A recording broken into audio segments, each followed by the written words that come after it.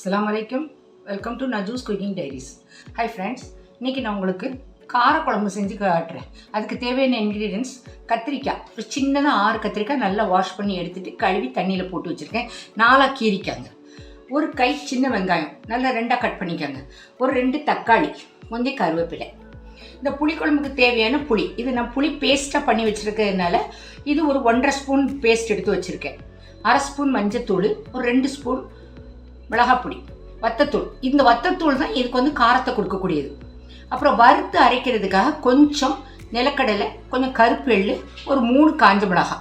இது வந்து நம்ம ட்ரை ரோஸ்ட் பண்ணி வறுத்து பவுடர் பண்ணி வச்சுக்கணும். அப்புறம் இந்த டிஷ்ஷுக்கு தேவையான உப்பு, தாளிப்புக்கு கடுகு, வெந்தயம், மிளகு. இதுதான் இதுக்கு தேவையான இன்க்ரீடியன்ஸ். இப்போ இது எப்படி பண்ணணுங்கிறத நான் உங்களுக்கு செஞ்சு காட்டுறேன். நம்ம எடுத்து வச்ச இந்த நிலக்கடலை, எள்ளு, காஞ்ச மிளகாய், வத்தல், இதை நல்லா கொஞ்சம் ட்ரை ரோஸ்ட் பண்ணிக்கிடும்.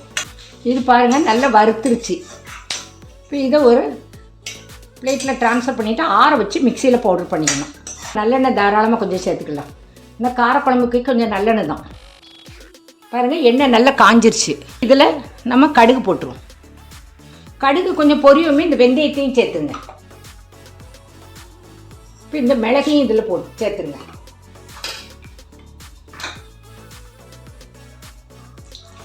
மிளகு, கடுகு, வெந்தயம் எல்லாம் சேர்ந்து கொஞ்சம் பொரிஞ்சு வரட்டும். நம்ம எடுத்து வச்ச கட் பண்ணி வச்சுருக்க இந்த சின்ன வெங்காயம் தான் இதுக்கு டேஸ்ட் கொடுக்கும். அதனால சின்ன வெங்காயம் போட்டுக்காங்க.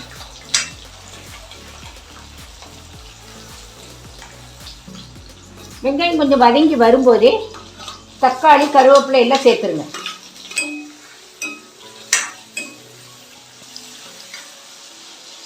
தக்காளி, வெங்காயம் எல்லாம் நல்லா வதங்கிக்கிட்டு இருக்கு. வதங்கட்டும், கொஞ்சம் வதங்கி வரட்டும்.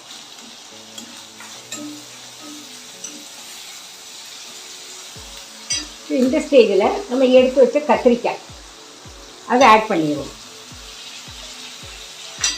கத்திரிக்காய் ஆட் பண்ணோன்னே சால்ட்டையும் ஆட் பண்ணிடுங்க. ஆனால் காயில் நல்லா உப்பு பிடிக்கணும்.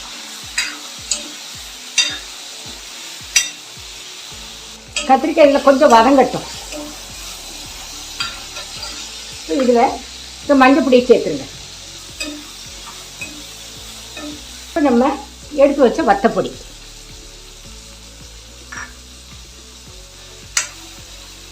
வத்தப்பொடி வந்து உங்கள் காரத்துக்கு ஏற்றாக்கில் சேர்த்துக்கங்க. ஏன்னா இந்த காரக்குழம்புங்கும்போது கொஞ்சம் காரமாக இருந்தால் தான் டேஸ்ட்டு நல்லாயிருக்கும். நல்லா கொஞ்சம் வதக்கி விடுங்க. இப்போ பாருங்கள், எவ்வளோ நல்லா கலர்ஃபுல்லாக ரெட்டிஷாக வந்துருக்குது. காய் வேகிறதுக்கு கொஞ்சம் தண்ணி ஊற்றிக்கலாம்.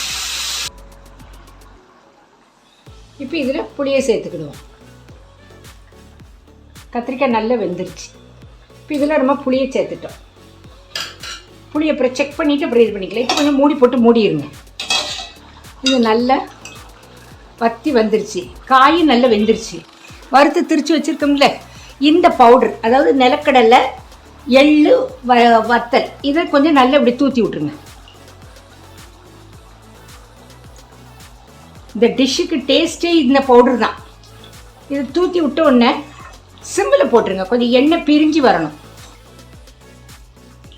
நல்ல எண்ணெய் பிரிஞ்சு எவ்வளோ அழகாக வந்திருக்கு. இதுதான், இதோடு முடிஞ்சது நம்ம காரக்குழம்பு. இந்த பாருங்கள், நம்ம காரக்குழம்பு ரெடி ஆகிட்டு. இது வந்து நீங்கள் சாப்பாட்டில் போட்டு சாப்பிட்றதுக்கு ரொம்ப டேஸ்ட்டாக இருக்கும். இது வந்து ஒரு 2 நாள் 3 நாள் ஸ்டோர் பண்ணி வச்சாலும் ஒன்றும் கெட்டு போகாது. ஏன்னா இதில் நம்ம தேங்காய் எதுவுமே சேர்க்கலை. ரொம்ப டேஸ்ட்டான ஒரு குழம்பு. இதை நீங்கள் வச்சு சாப்பிட்லாம். வீட்டில் ட்ரை பண்ணி பார்த்துட்டு உங்கள் ஃபீட்பேக்கை எங்கள் கமெண்ட்டில் கொடுங்க. தேங்க்ஸ் ஃபார் வாட்சிங் மை சேனல்.